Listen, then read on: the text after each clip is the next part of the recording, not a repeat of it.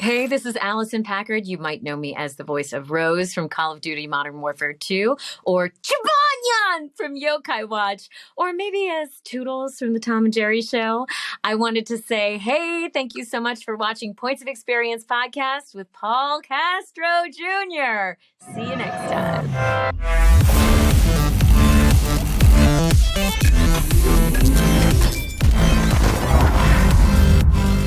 Well, as you've heard from that fantastic intro, we have the amazing Alicyn Packard coming up, who also happens to be a podcast host just like myself. Her podcast, Alicyn's Wonderland, is absolutely phenomenal. She has guests very similar to this show across all parts of this industry. So we're talking casting directors, agents, managers, the people working behind the scenes, on the scenes, in the drapes, in the curtains, whatever it is. She's having a very similar conversation that I'm having with all the people that I have on here for all of you, so please check out her podcast. Her work on World of Warcraft, Call of Duty, Rugrats, Yokai Watch, and so many others. She really has this very magnetic energy about her, and she is a hard worker. In everything she does. I mean, she's doing this podcast. She does TikTok. She makes her own YouTube videos. She's a singer-songwriter. She works as a writer in the industry, and she's a phenomenal actor. I mean, I envy that work ethic, and I think there's a lot of similarities between the both of us that we do talk about in the episode. So if you're interested in any and all of those things, please stick around. But before you get to the episode, make sure you subscribe, because most of you aren't subscriber-roonied. So if you want to be subscriber-roonied, make sure you hit the subscriber-rooney button. And leave us a review. Let us know your thoughts, because we really appreciate it. And we will comment back. I will directly engage with you. So go ahead and do that. Now.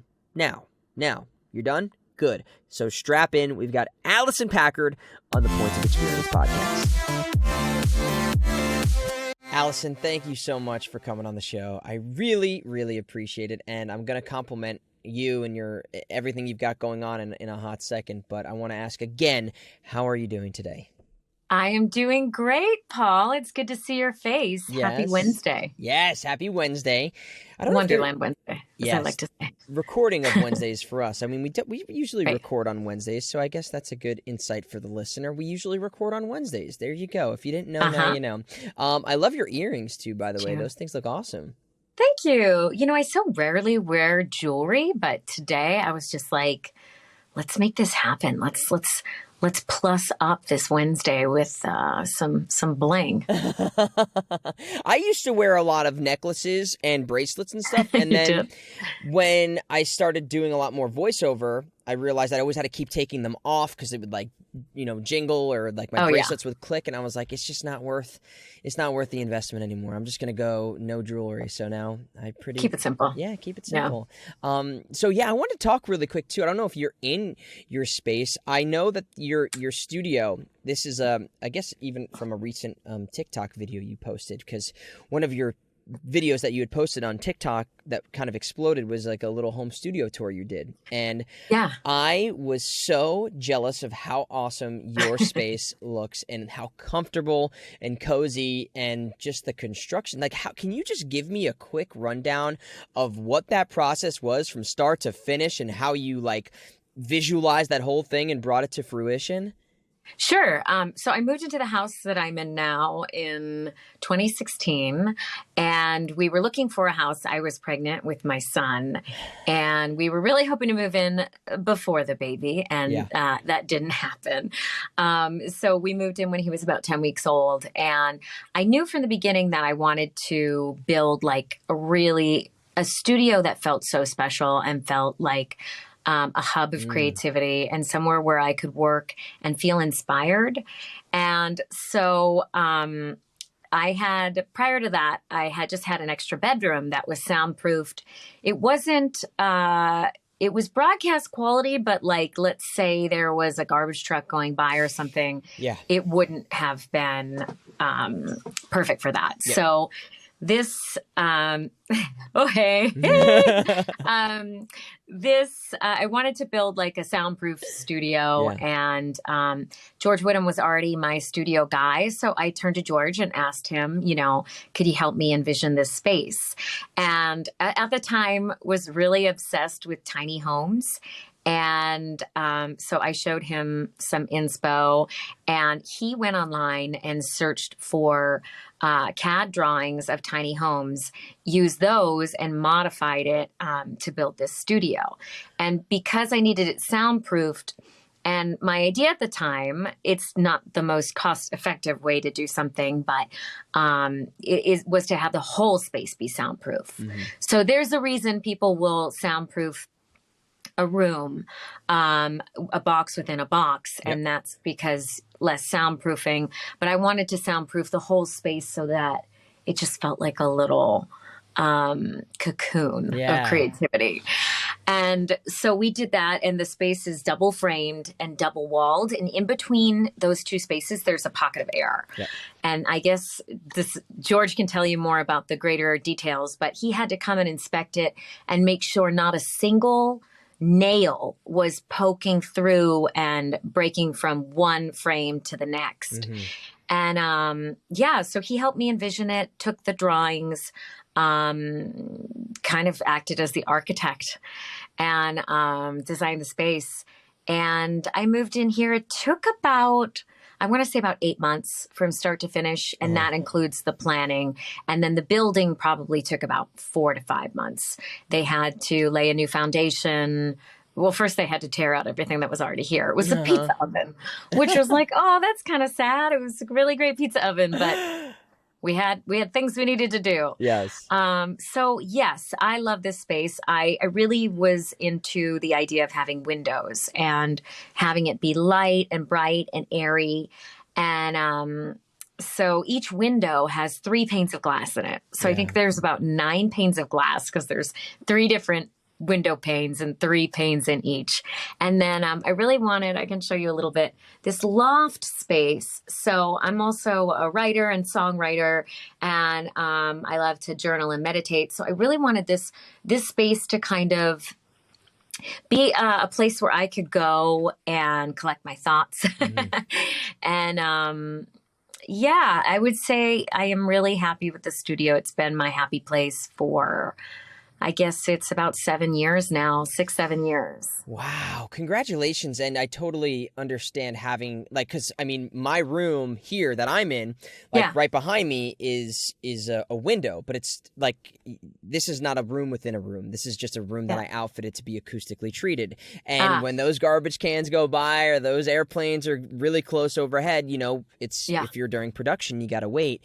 And there is a bit of, I come from New York City where I was dealing with way worse than what I'm dealing with now. But having the freedom to understand that you're free to be creative. There's not going to be interruptions, that you can just be loose and not have to worry about a take being ruined or any of that stuff. It's got to be really liberating. I definitely would say prioritize soundproofing your space versus aesthetics, because aesthetics are nice. I will say that my microphone is right near my computer. And so if I were to do it again, I would put it in a separate space so that it's not easy to be distracted. But, you got to find what works for you. But definitely having that soundproof space is a big game changer, because then if the client's on the phone or, you're in a session with Nickelodeon, you don't have to be like, or for example, and I can still hear it, they're doing major construction next door. And at this point, because they're framing, I probably wouldn't even feel comfortable booking a session unless I know they're going to be on break. But for the most part, for auditions and everything else, it's quite quiet in here. Yeah. I think people make home studios out to be this big thing, and I've been doing this long enough that I felt like I wanted to treat myself. I would say we'll probably be here for another few years, and then I'll move, and it'll be on to creating the next thing. And it might be actually a booth within a booth, something that feels dark and kind of atmospheric, because that's a cool vibe too. You just got to ask yourself, what's my budget and what is what I want to create at this moment. And then there's lots of resources available out there and people that can help you create your vision. Absolutely. And someone that you mentioned, George Whittam, I mean, someone, if you were in voiceover, the California area, him and Dan Leonard are two we've had Dan on the podcast. I mean, these are great people who can give such insight to whatever stage of the game you're in, whether you're just in a closet or if you're doing a PVC booth or if you're doing something like what you have. They have such knowledge of what is not only best for what you're dealing with, but also what these studios and engineers and clients are looking for. So it's so worth the investment to consult with them. At any stage. I wanted to also bring up, because you were saying, you are somebody, when I look at all the work you've done and I look at your resume, you've really worked in kind of every pocket of this industry and voiceover and the entertainment industry. I mean, from, anime to cartoons, prelay, animation, commercial, promo. It seems like you've really touched every corner, and even within some of those corners, the corners that exist within those, within video games, you're going from, World of Warcraft to Call of Duty to JRPGs. You really have had your hand in all these different pots. And what has it been like for you, getting into this industry and starting to kind of where you are now? Did you have kind of a goal where you were like, I wanted to do voiceover for this reason, or was it just falling into this industry and then seeing where it took you from there?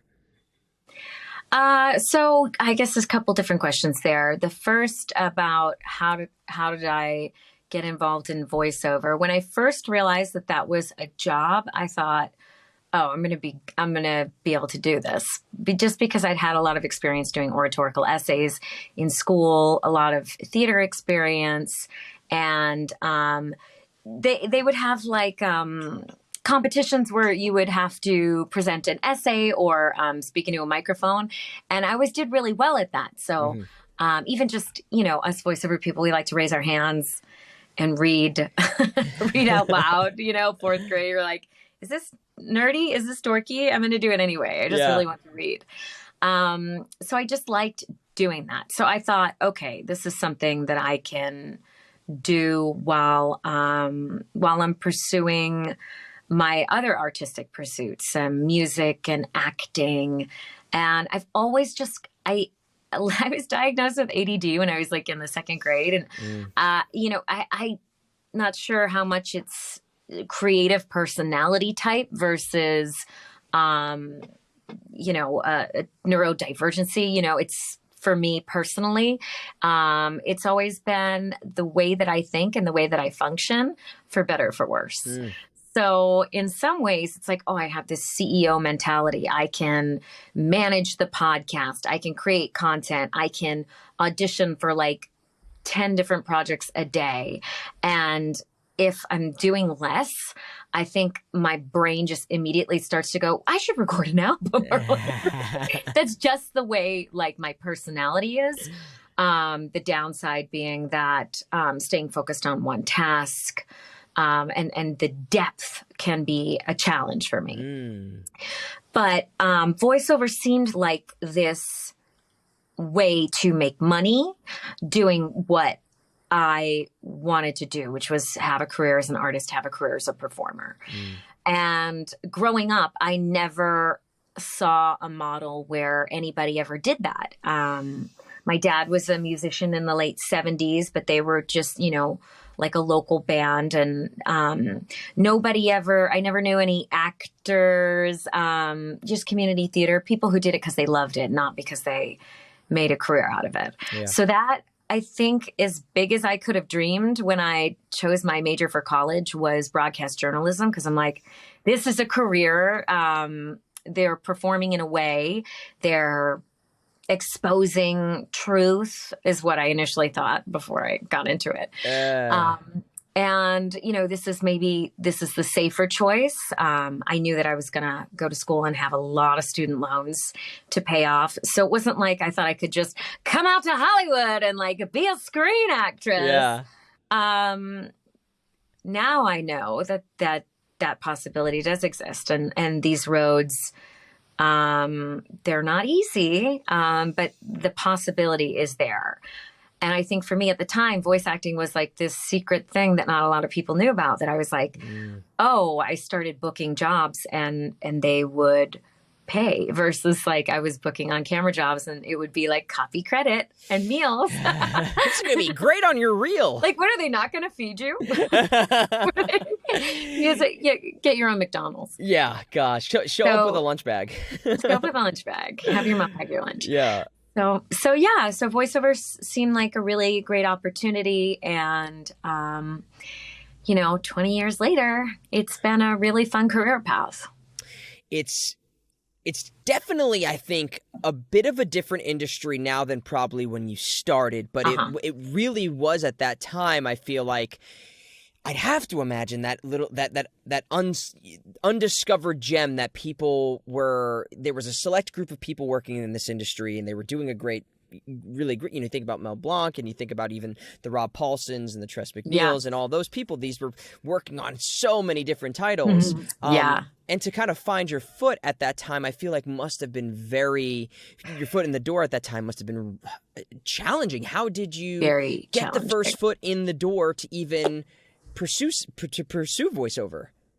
Well, I remember making an active choice. I was at a CESD signing. Keith Ferguson was there, Quentin Flynn, and a handful of other voice actors. And I remember actively making a choice like, these people are so cool. They seem very happy and satisfied. I want to work in animation. And thinking, yeah, I can do this. And not realizing just how challenging it was. And even 20 years later, I would say more challenging now, even for somebody that's been working. In some ways, there's so many more people that are into the game, and home directing, self-directing is a different thing, because at the end of the day, it's not always just about the acting. It's about who's the best fit for the role. Yeah. And so you might have a read in you that actually, like, if you had subtly tweaked it, would be in callback territory, and you'd get in front of somebody and they'd be able to like pull you in, but you might not be getting the call because you're a little bit farther away from the mark. Yep.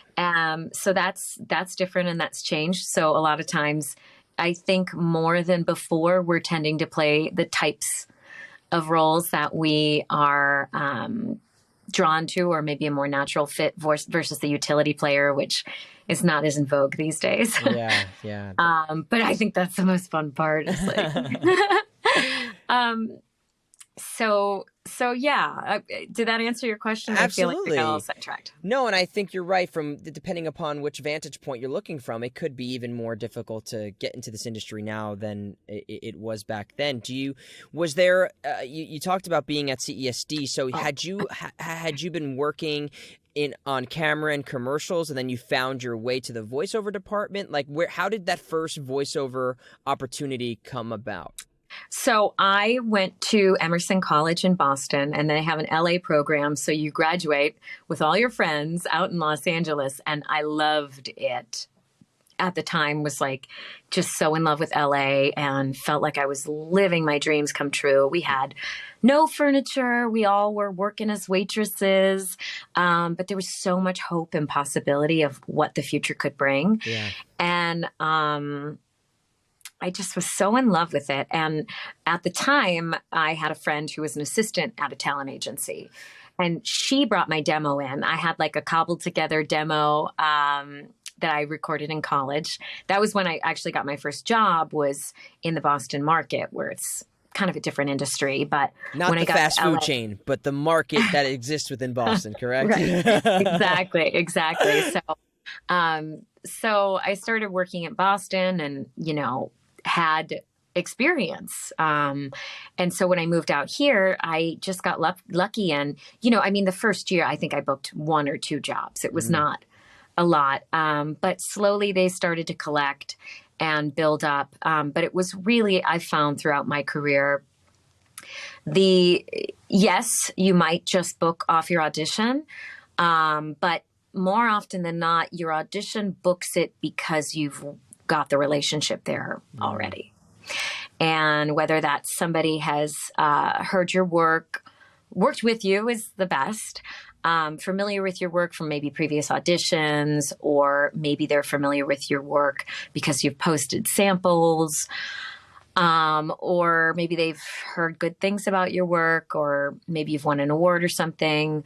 So it's more often than not, people are taking a chance on those that they know they can trust, which makes this industry so convoluted and not anything you can really control to a certain extent. And I would just say you need a strong constitution to sometimes, deal with the fact that so much of it is out of your control. So much is, and it is extremely competitive. I think now with the technology where it is today, you can get a really good microphone for, $100 to $200, and you get an interface for $50 to $100, and you can really throw your hat in the ring or your name in the ring with a very limited investment. Does that mean you're going to be the best for the job? Not necessarily. Does that mean that you're going to be up to studio quality or have all the qualifications that are required to book the job? No, but there's just so much noise, and it's interesting at a time, 2 comments I have, at a time right now where we're moving away from kind of going into the studios, or we have moved away from going into casting offices, and you would look around you and say, okay, I know that there's 20 people here. I have some decent odds if I've made it to this point. One of us is going to get it. Yeah, at least I know I've gotten that far. It's that guy, and I love that guy. Exactly. And I was, I enjoyed that, and there's always the flip side of that, and that's kind of what the acting union is kind of fighting for right now, SAG-AFTRA. I was just talking with somebody, and they were telling me where it's like, if we move away from these self-tape opportunities or these record-from-home opportunities, less people will have access to some of these things. However, you look at someone like our jobs virtually are auditioning hundreds of times a week. And there's no compensation for that for anybody here who doesn't know that, who's listening at this point to the podcast. You're not getting paid. So it's kind of like, which of these is the best route? And I think that there's conversations being had to find the right middle ground between opening casting offices to create that face-to-face connection, to create an establishment with these offices to know, okay, when Alicyn comes in, I know she's great at this, she's directable, she has this type of range, and it's not just like an MP3 label that I know when it comes in and there's no kind of intimacy that's being created. Do you have a preference, or at least an opinion upon like life going back to that, or do you like having access to everything that's kind of happening? Well, I think from a self-tape perspective, it's newer to on-camera actors that they might be submitting auditions, as we like to say, into the void, in a way where you're not getting any feedback.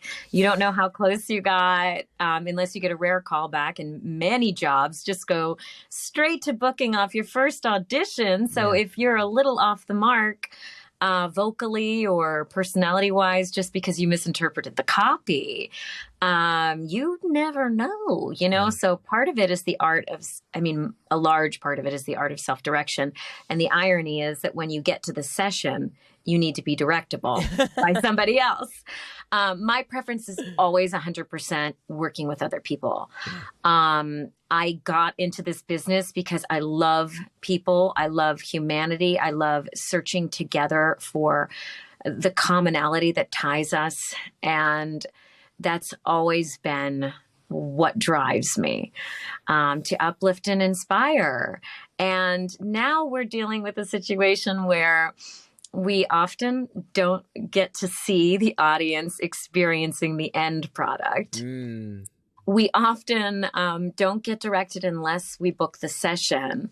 And we often don't get feedback. So my preference, I think recording from home is very efficient, and I don't think it's going anywhere soon. But there are certain casting places that will do like, hey, I'm going to be open for 2 hours. You can come and wait in a Zoom queue and ask questions and at least make that personal connection. Or if some of the auditions were in person, that would be great. I'm just wondering, how do we as artists bring the humanity and the connection back to the work? Yeah. Sometimes I'll coach and work with somebody just over Zoom to get a second opinion on my reads. But, that's also a shot in the dark because that person's not the casting director. They're not the director of the project. And so it's just kind of two people shooting in the dark with the specs that we often have. And for our viewers and listeners that might not know, a lot of times an audition will include very limited specs and just your audition lines. So then it's up to you to make up the scene. So I think one way that casting could really help out the artist is to include the full scene, so that we can examine it, and when possible, the full script. Because in terms of interpretation of the role and of the scene, so much of that depends on my relationship to the other actor and my relationship to the environment. And so I might imagine that this line, "Halt!"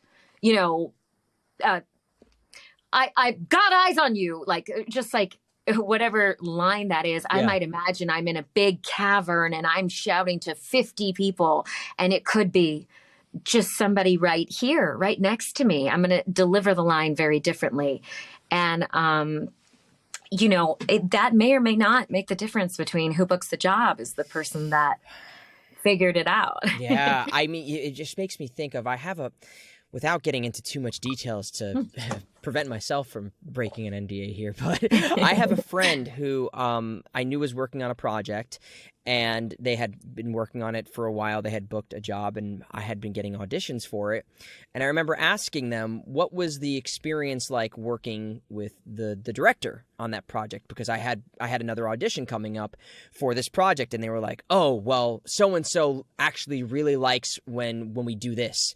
And having access to that information to know that how a preference a director might have, not necessarily that's the reason why I may or may not have booked the part, but it helped me so much make my second read informed to say, okay, at least I know I'm going to put my shot out there, maybe on the first or the second read or vice versa, but I can include the second take with that information in mind and see if that flavors anything. I wound up booking a role in this project, and I don't know if it was because of that information or not, but just being able to have access to more, there's a little bit more information, whether that's from the script, from the sides, whether that's from, and some of these casting directors, they'll send MP3 notes and they'll be like, "Hey, this is the casting director. This is what we're looking to do." Like, that stuff is just so helpful to be included for what essentially is, like you said, just, throwing a dart at a dartboard and hoping you land on whatever the preferences of the casting.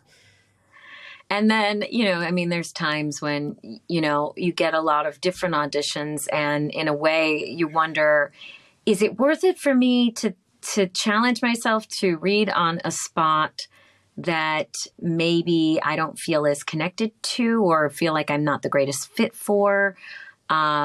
Or should I pass on that opportunity and focus my energy on the one that I'm like, this feels like the right fit?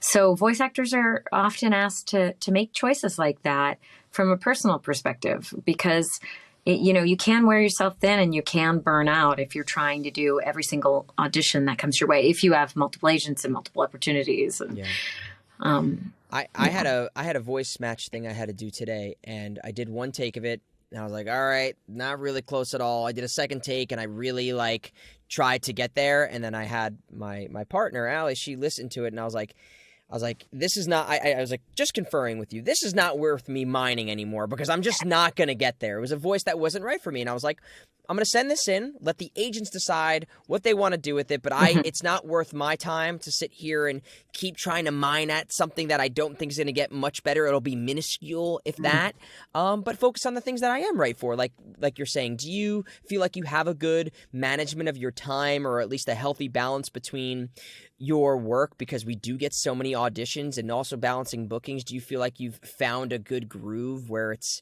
productive? There's also a lot of other things that I do, meaning the podcast and music. And I think time management is something I think about a lot. I have this This is my favorite little planner that I'm obsessed with. That you break your goals down into quarters, and so you do your yearly goals and your quarterly goals, and then you're checking in with that. But the bottom line is, I'm always going to want to do more than I have time to do. So I'm probably a great overestimator of how many hours there are in the day.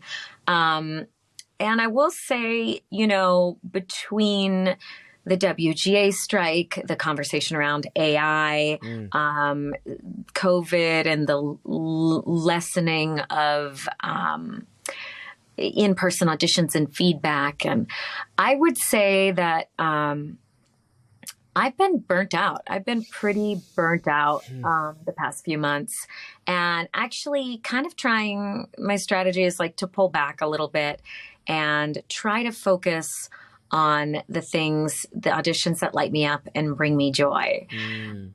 Because I think trying to do too many of them was wearing me thin. And it's like, okay, these are all great opportunities, but maybe these opportunities are for someone else. And that's okay. And that's for the best. If you come from an abundance mindset, then, the jobs that are right for us, we will book. And the jobs that are not right for us, they go to the person that they're right for. And that's actually great. Like, I want to see all my friends thrive. Yeah. The tricky part is when I feel obligated. I don't want to let somebody down. So I feel like I should give it my best shot. But, again, there's only so many hours in the day. And had we been going in, if I was going to Elaine Craig's in Hollywood and reading there would only be, so many auditions I could do per day. Yeah. I don't think we're ever going to go back to those days. So I don't know how useful it is to focus on that. But I appreciate the conversation of how do we as artists bring more of our art to this? Because even sometimes directors will speak in a way that is not the way an actor needs to interpret it. Like, dirty it up. Yeah. Like something like that, which it's like, I get what you're saying. What you're saying is it can be realistic. I can take time to experience the moment, have natural breaths and exerts, and not try to make it too polished. But, I have to actually just to get to a place where I'm performing in a way that's authentic, I need to kind of reverse engineer the direction sometimes, like to pick up the pace. Oh, okay. Well, what does that mean if I'm in if we're in this scene, if this is our scene, like maybe I just get more excited to tell you what I'm telling you because it's just, I'm just more excited about it. Or maybe I've had a cup of coffee, or just different ways to make me feel the way that I can have that authentic experience and get the end result that they're seeking. Yes. Well, sometimes directors don't have the same for lack of a better way of saying it, is actor-friendly vocabulary, because like you're saying, pick up the pace. You could just talk faster, but that doesn't mean any of the acting is going to have any motivation or any action, anything that is worth listening to. I mean, anybody can speed up the scene, and maybe for comedy that works. In some comedies, you don't have to do much. Just say the lines and say it really fast, and it's fast or funny. Who knows? But I think for you and what you're saying, for a lot of people, even like myself, sometimes in sessions, these people are moving so fast. And you got to slow things down for yourself. And you don't get that opportunity sometimes with auditions. You don't get that sometimes even with the director you're working with. So, it's just a lot to deal with. It's a lot of balls to juggle, and a lot of responsibility, I think, on the voice actor in today's current situation, or the way that the current standings of the industry are. And even, knowing how much time to put, what would you say is your average amount of time you spend per audition? The average, I would say, is probably lower than I spend, because I mean, maybe 20 minutes tops on average for some, but I try the ones that require, it's not a one size fits all for things, because there's certain commercials and promos where I'll read it a couple of times and I'm done in a few minutes. I try to I know that my first take is going to be the most natural. And if I keep beating that horse, it's going to be I hate that phrase, but if I keep doing what the sentiment of that phrase is, if I keep doing that, it's not going to get much better. It is on your case about this. Yes. But there's certain things that require me to do a little bit of research. I want to like watch some of the episodes. I want to practice the vocal quality or the intonation, or maybe if there's a reference, I want to really digest that stuff. So sometimes I can spend a few days on something if I really think it requires that. But other times when you have like a bunch of things and they don't give you that much information, I just try to take the most informed choice. What about you? What is your average at right now? I would say that's about right. Yeah. Yeah, probably the same. It varies wildly. And once I'm very comfortable with what I'm saying in a commercial script, you can often get a pretty good read in the first one or two takes. And then it can sound robotic. But sometimes also I find like if I sleep on it or come back to it later, I'm like, whoa, I was so sure that was like the most natural take. Yeah. And then I'm like, no, I was still doing voice actor voicey things, billboarding certain words. And that's when I started in the business and this stuff, commercials and stuff I grew up on, that was it. But now it's so much of it is just leaning in. And Tina Morosco is really amazing at helping voice actors find that conversational non-voice actor read. But yeah, you listen back and sometimes the hat that you're directing with is not the one that you want to be auditioning with. Yes. So to get some separation from that, I think is crucial for me. Yeah, it's tough, especially if you're doing it, multiple hours a day, and you're, and I mean, that's not even taking into account if there's projects that you really want, and then you start, sometimes you over-direct yourself, and you... I know. I totally do that. I'm like, too. Oh, God.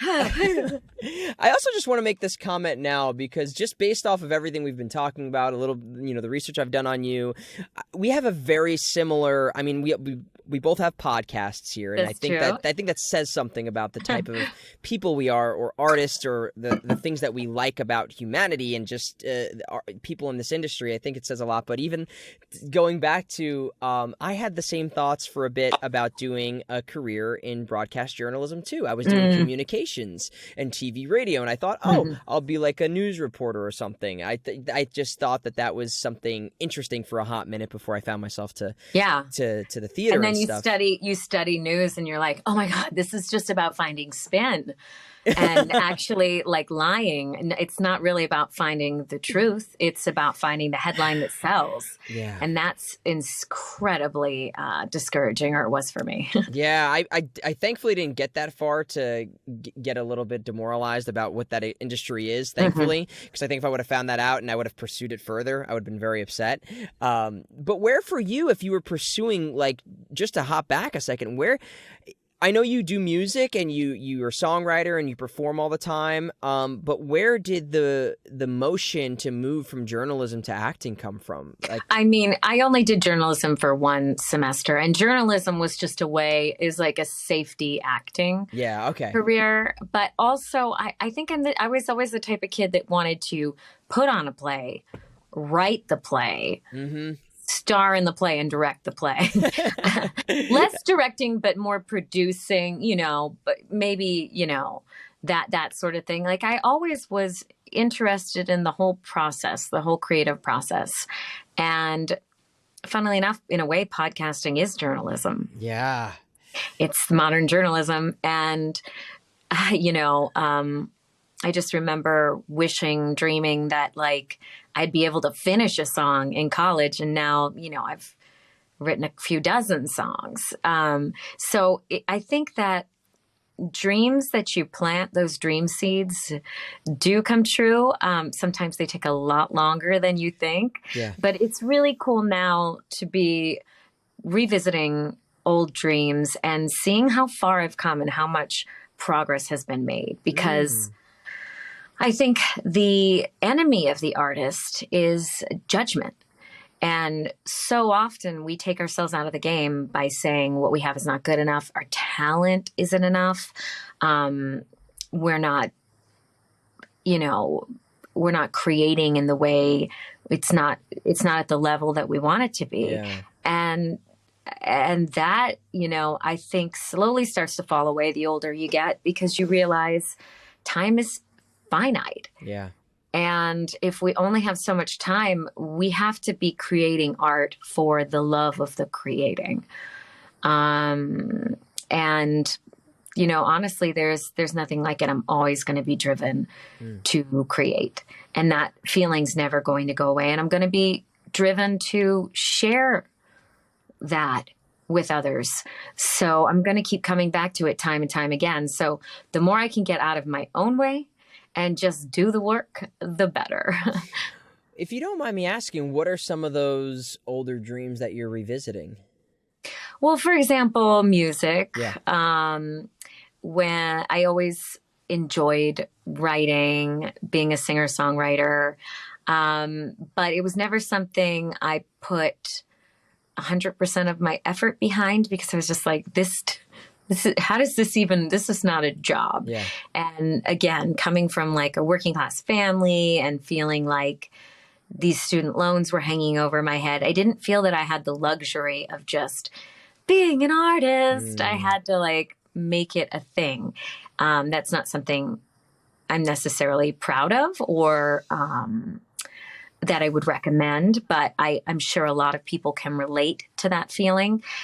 And now I'm revisiting things and I'm like, well, it doesn't matter. Doing the thing does not require that to be your job. Mm-hmm. You don't have to be a gigging, touring musician to play shows in your hometown. You don't have to make all your money back. You don't have to, your creative hobbies can exist at their highest potential without having to make money. And that's something I'm still trying to learn is that they are valuable because they fill up your cup. Mm-hmm. And so do those things that fill you up. And don't worry about the money. Don't worry about where it's going. I think it's a very important lesson to learn when you can just be happy in the doing of things and not necessarily the results you see potentially other people on social media doing. Oh my God, right? We constantly are comparing ourselves to what is possible or, we see other people doing around us. And I'm sure in a town like Los Angeles, and from an artistic perspective, it's like everybody's trying everything to do everything at the highest level. I think it's really cool to say to yourself, I just want to do this and I'm going to do this. And it doesn't matter what the outcome could be. It's what I want it to be. And I want to have the experience of doing it. And however I have to do that, I'll go about doing it. So I think it's really important. I have those same thoughts about music for myself sometimes too. We get hyper-focused on things from a career perspective in the arts, I think, when we're trying to make a living doing something artistic, that we often say, I don't have time for this or this or this anymore, because if I'm not doing this, that's going to disappear. I've always felt that way, and it's hard to let that go. I also, because I know we touched upon it really quickly, and I was going to ask this as a question too. If you're not listening to Alicyn's podcast, Alicyn's Wonderland, and you're listening to this podcast, you're doing yourself a disservice, because your podcast is phenomenal, and I think it's a great way. I mean, I have my own reasons for why I do this podcast, and I was going to ask you what some of those were, and maybe some of those are rooted in those college thirsts for being a voice of journalistic perspective in this industry. But this is going to be a two-part question. What was like really the main impetus for starting the podcast, and has there been kind of like a moment that you've had doing it where just one either piece of advice or something you were talking about sharing that like keeps revisiting you or has been stuck in your mind, or like, because I don't want to ask who your favorite guest was. You can never do that. But was there a moment during any of the podcasts that really was like, I can't believe we talked about this and it changed my life? Well, in terms of impetus for creating the show I actually created back in 2009. And it was a YouTube web series. We did maybe 3 or 4 episodes. And I didn't realize you kind of have to just keep going, and everybody was working for free. But I had friends from school that were helping me shoot it, friends from school that were helping me edit it. It was a lot of fun. We would go and I would interview people. I would have like a microphone and I would like interview people in their environment, which was very cool oftentimes. I interviewed like Kent Osborne in the bowling alley where him and his Cartoon Network bowling team would be bowling. Oh my gosh. I interviewed animation writer and legend Earl Kress, who's since passed. He brought his Emmy and I got to like hold it and everything. Oh my gosh. So that was a lot of fun. And I think I was driven by my natural curiosity and my desire to understand how the industry worked. Animation, there's so many different facets that I didn't quite understand. Storyboard artist, how does story work with script? Like, how does the storyboard artist take the script and make it a reality? What's that like? What does an editor do in animation? What is an animation director? Is not always the voice director, often not. What are those different roles like? So I think that's why I wanted to ask people questions. And also, I really enjoy giving people the chance to shine and getting to watch them share what makes them special and what makes their work excellent. The podcast was rebooted a couple times. And then in 2020, I had gotten off social media completely, like wasn't putting anything out, which was great for my mental health and terrible for my algorithm. I mean, I basically had like a year and a half where I got, I just lost followers, So coming back from that and just feeling like, what is the point of all this creating for free on the internet for attention from strangers? What are we doing? Yeah. But then the pandemic hit and I was like, I have no connection to my industry. And I felt like my career wasn't where I wanted it to be. And my agent suggested you should get back on social media. That's, how people are staying front of mind. And I was like, I can't just get on after a year and a half just camping and like being with family and like reading more books and be like, look at me. This is the self-promotion show. So I was like, okay, I'll create this podcast and that'll be my content, like sharing about other people. Yeah. And connecting. And I really have always been so driven to be part of a community and at the center of a community and feeling connected. And I was just feeling like, why do I feel like an outsider in my own industry? I've been working in this industry long enough, but something's not clicking.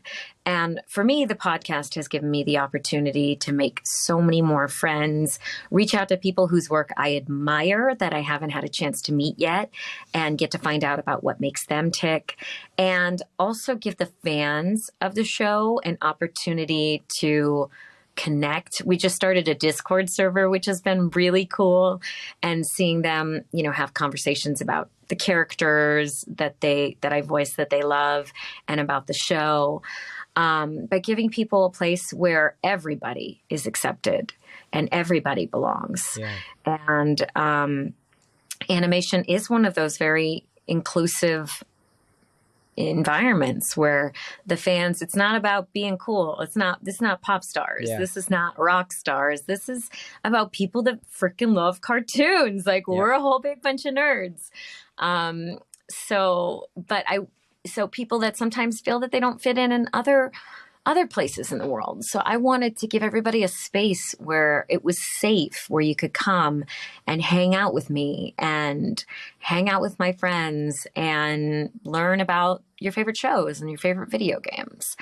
And we are at I think 92 or 94 episodes. We're going to hit 100 episodes pretty soon. Holy cow. Kind of crazy. We're at 54 and it has been crazy to think about that, which is insane, but that's so cool. How often, what's your production schedule? We Do you do one a week? We do at least one a week. Sometimes we'll do two, depending upon if I'm going to be traveling or if I don't know if I'll get one in time. Sometimes, for whatever reason, I've had to miss a week or, things have happened. But generally, we try to do one a week. And Release. Yeah, we try to release one a week and record maybe 1 to 2 a week so we can get ahead sometimes so that there's a backlog. And I think it's interesting for people who are curious about podcasting or if they just enjoy hearing about the process of it. I've come to find it can be a very involving thing where at the end of the day, we sit here and we have a conversation with somebody, but it's a lot to create what I think, and I think you do a really great job at this. I mean, I think you do it in your space, but you have a wonderful, beautiful space where you do it. And you get to connect with people. Ah, there you go. It's a tiny space. But you have this beautiful environment which really sets the backdrop for kind of the feel of your show. I think when you have conversations, it feels very warm and bright and inviting. So, to create this environment, from a production standpoint, and then scheduling people, reaching out to people, doing the research, doing the editing, making sure, the questions you're asking are of research, research. It's just, there's so much that marketing, goes involved. YouTube, BuzzFeed, Buzzsprout. How has that been for you? I'm curious, before we get to this, actually, has there been a moment you've done on the show where you just, like, one moment that always, you're like, when I spoke with this person, and they shared this, it, like, was just so moving or inspirational, or I couldn't believe that was something that exists in the industry. Was there a moment that you, like, stands out amongst the others from doing almost 100 episodes? I recently had an interview with Rob Pratt, who was a Disney animator from the 1990s that worked on feature films like Pocahontas and had to reinvent himself, like golden age of animation, had to reinvent himself when CGI came around, moved into story, doing boarding and stuff like that, and is now directing for Disney Plus. And Firebuds, which is like a preschool animated show. But he has I've done some personal work on projects it, as well. Oh, you worked on Firebuds? Yeah. Amazing. So I feel like that interview was really interesting because I think we all think that we're going to get to a place where it's going to be easier, or, like, people will maybe reach out to you and be like, hey, offer only, like, would you, or you'll just reach a certain status where, I don't know, things will be easier.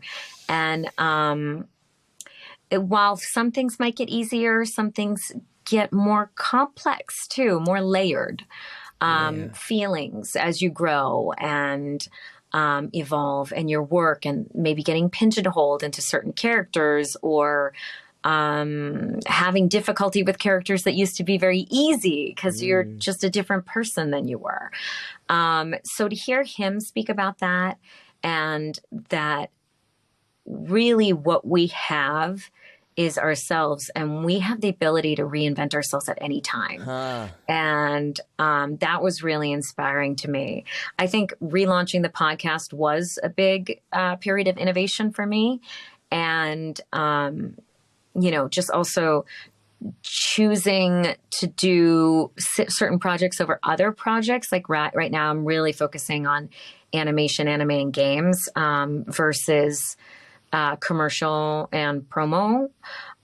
So, as we move forward, we are allowed to be flexible. And actually, I think artists encouraged to be flexible. Yeah. The cool thing for me now is, like, I remember just like getting to a certain point where it was like, I was feeling like old and feeling like out of touch with things.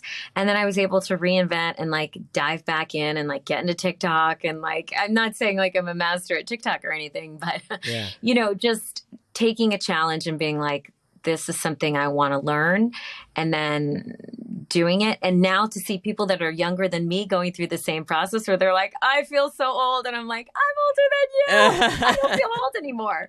I mean, it comes in phases, I'm sure, but that that we all hit this point in our 30s where we're like, oh my God, like I'm 30, like my life is over. Like if I haven't made it as an A-list actor, like I have no future. And it's like, life is long in a lot of ways. And in many ways, we're just beginning. Every single day is a new step.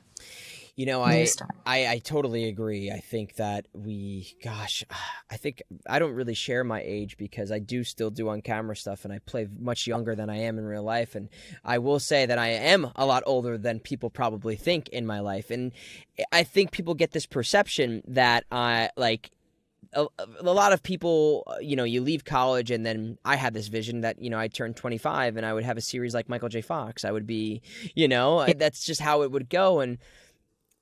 And especially because I moved out to LA at the start of 2020, people think like, oh, I started acting in 2020. And then, you know, in a few years, I booked something that people know me from, and that's all it takes.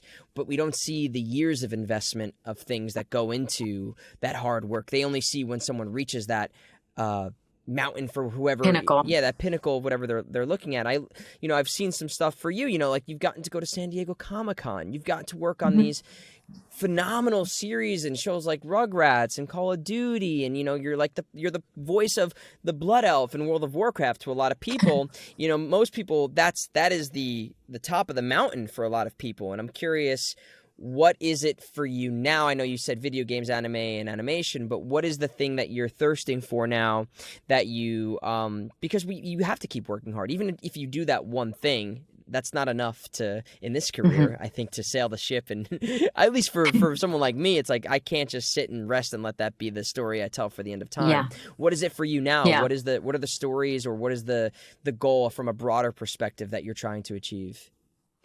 So it's always the through line is to uplift and inspire through creative play.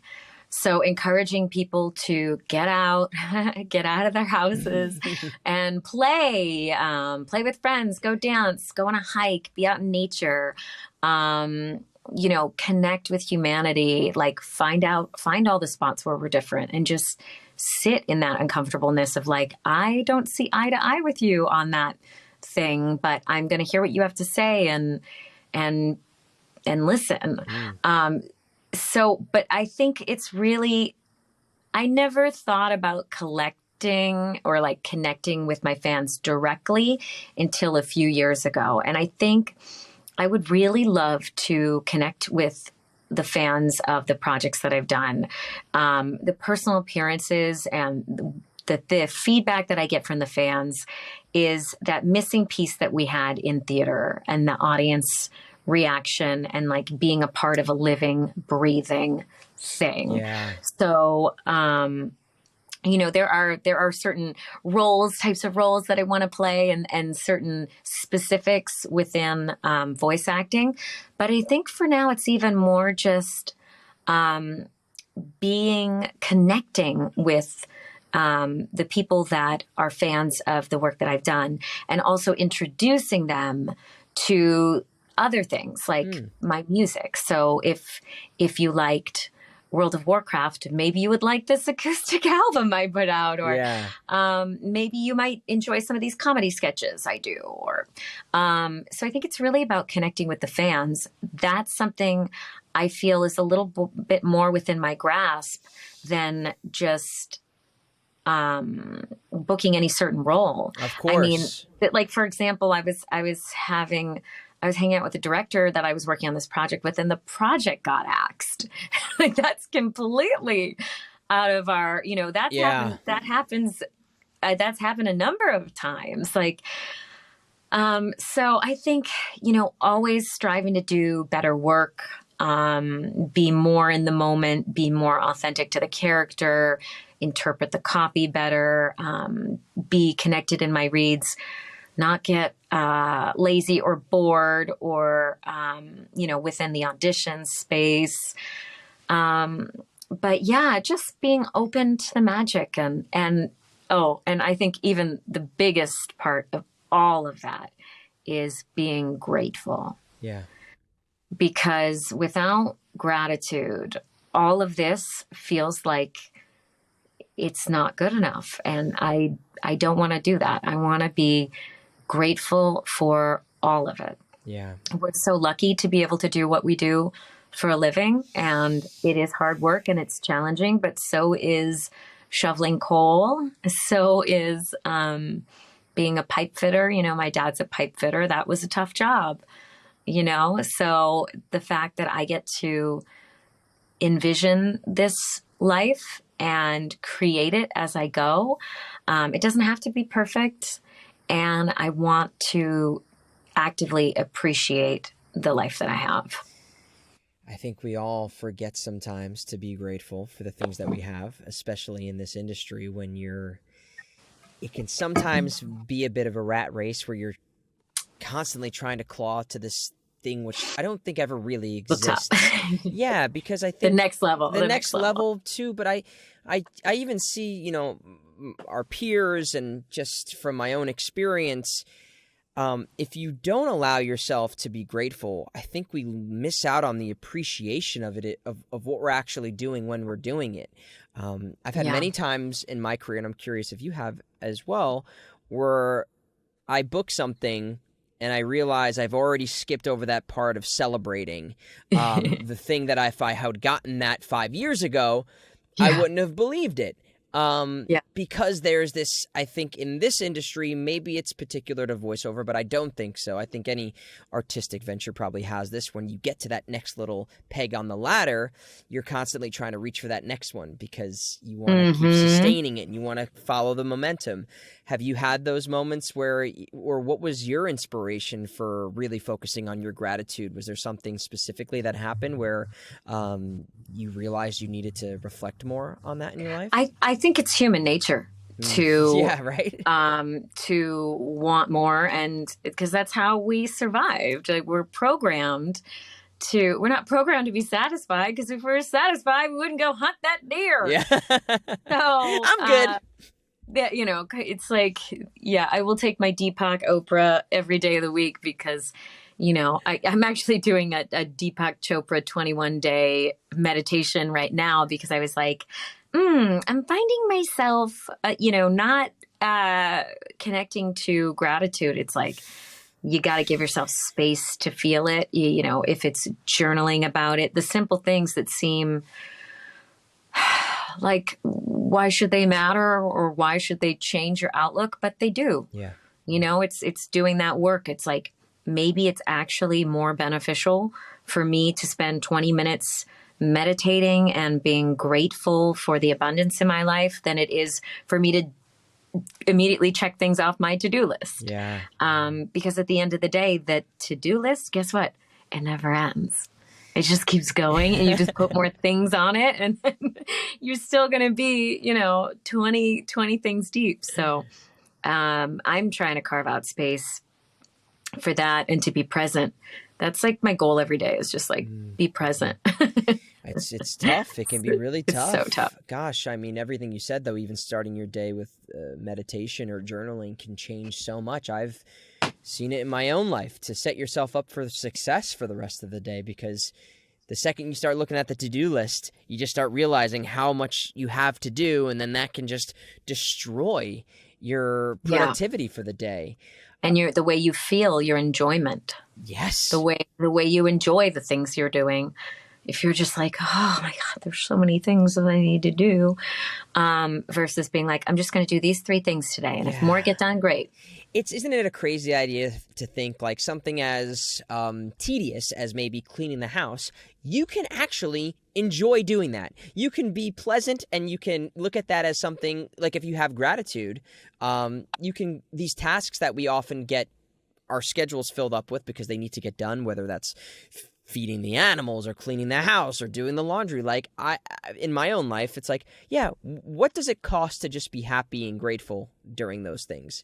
It actually, it doesn't cost anything. And in fact, it makes the rest of my day so much better when I'm trying to focus on the positivity of those kind of chores that we have to do just to exist. And sometimes that's not easy. That's why I like to put on like a motivational book or do just a guided meditation, something where I can just switch my brain off and just like fall. It's kind of like just eating a healthy meal or something where it's like, okay, this is my self-care. Yeah. This the way I'm going to take care of my brain.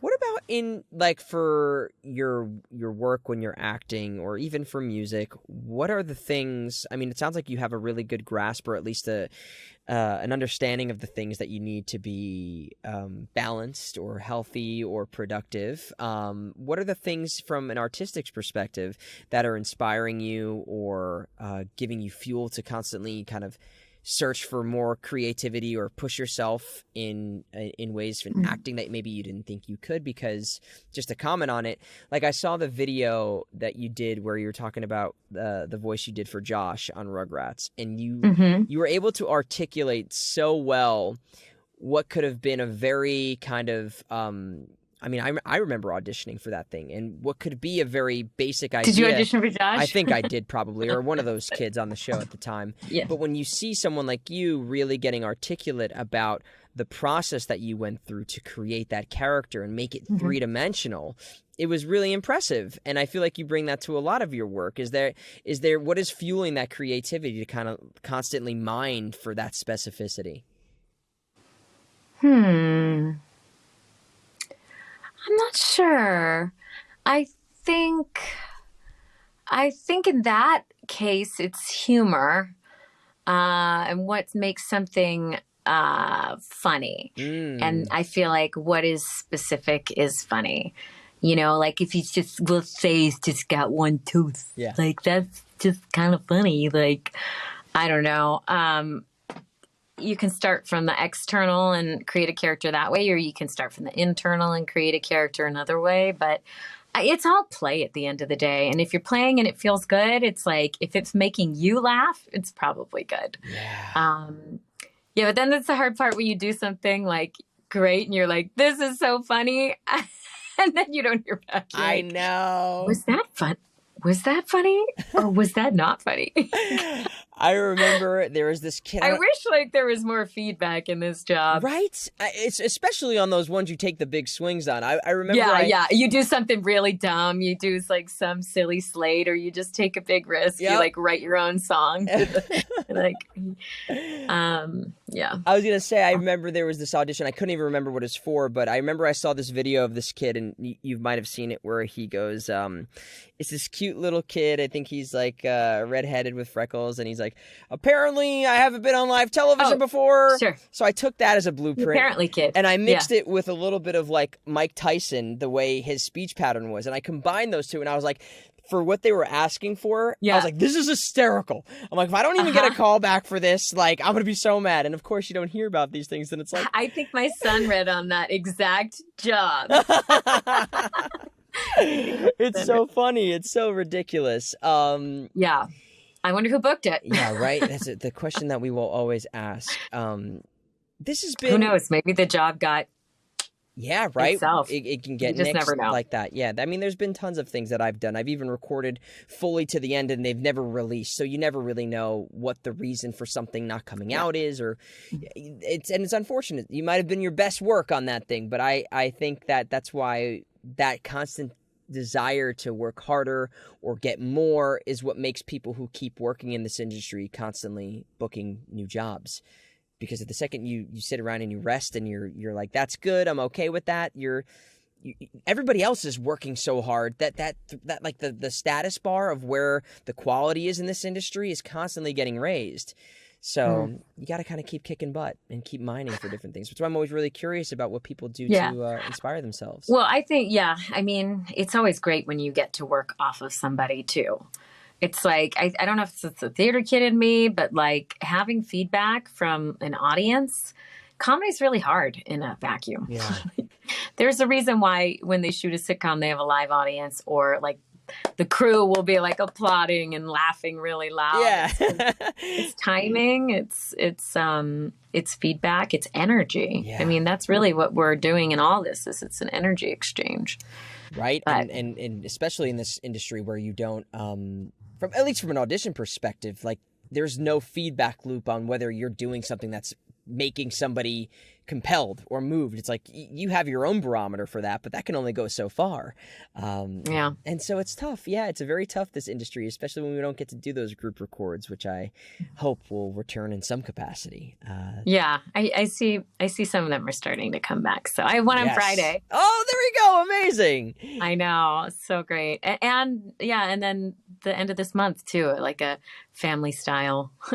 Family style. Cool. They're calling it family style. I read something recently that said we are returning to family style on something. So that's so funny that's hopefully coming back in more. Yeah. I've talked with people on this podcast, and some people say they don't like recording that way. Some directors say they don't like recording that way, and I thought that was mind blowing for me. I was like, I'm losing so much potential as an artist, as an actor, not having anybody to work off of, or just even the nuance that's created between the lines that inform your choices. I agree. Yeah, it's tough for me not to do that. What are some things for you to kind of wrap this up here? I mean, you've worked on like so many titles. You've had characters that go on for a very long time. It seems to me like you're somebody who is very proficient in doing kind of these young character, creature, like voices that were at least cute characters. I don't know if you would classify them as creatures. I mean, your character in Yokai Watch, he's I don't know if you would classify. Paws of Fury. When you do these things that have this energy and you have this, is that coming from anything specific in your life? Like, where does that kind of gleeful, youthful kind of enthusiasm come from for you? I think with the natural enthusiasm, I think it comes from just being a kid at heart. Yeah. And always, I mean, I've got a 7-year-old and we just play. We play all the time. We make things.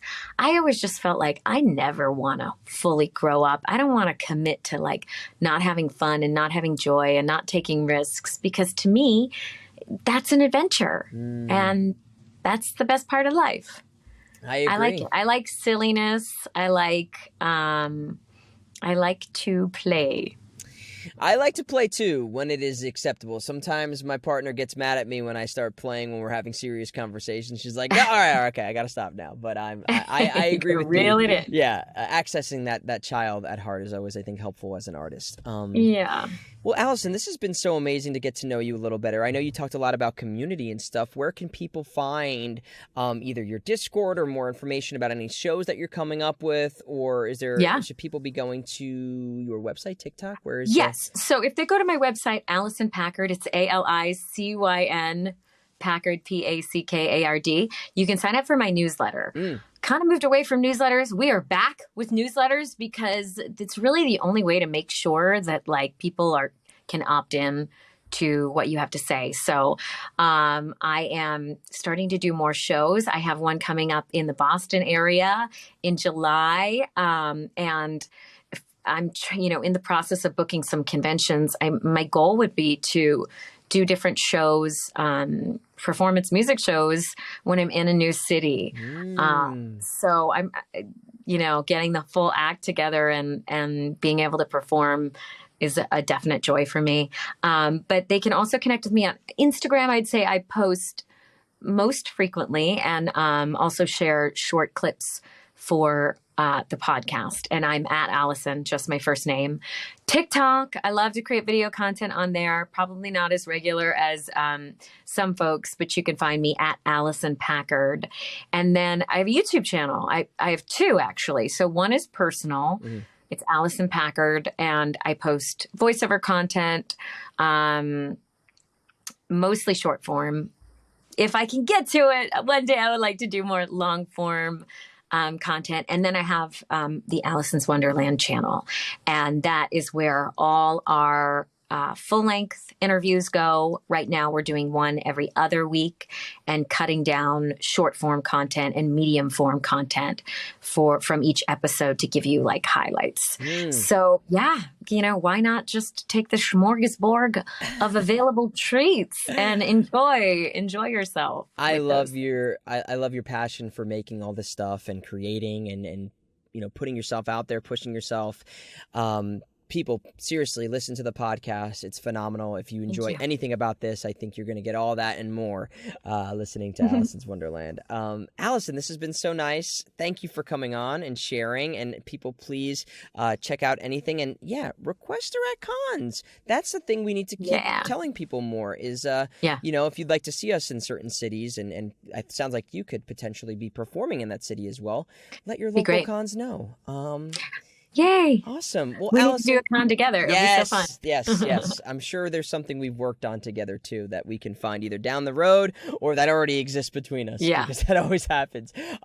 Seriously, Alicyn, you are wonderful. No wonder you have your own Wonderland. I appreciate your personality, your thirst for play and positivity, gratitude, all that stuff. I love it. Thanks, Paul. It's really been a pleasure to chat with you. Great chatting with you. Awesome. Have a great day, everybody. You too. Bye. Bye. It is so nice to finally get to chat with Alicyn. I really, really, really do recommend her podcast, so please check it out. She's had such fantastic guests, people that I dream of having on the show. So until I do that, you can watch them on hers. Why don't you go and do that? That would mean a lot to me, and I'm sure it would mean a lot to her. She really is somebody, I think, who has a very similar sensibility to me in this industry, a go-getter, wants to have their hands in different cookie jars and to make the most out of this industry and connect with all of you, the fans.